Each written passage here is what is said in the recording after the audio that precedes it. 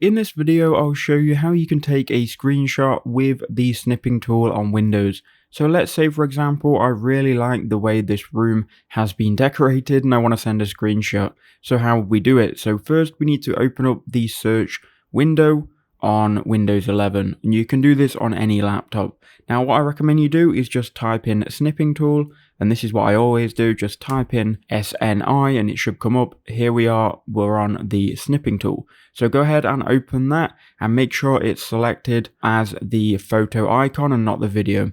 Once you've got the photo icon selected, click on new, and that will open up this pointer where you can then click and drag and select everything that you want to include in the screenshot. So let's just say we want to screenshot the images. Then it will open up the image in a new window.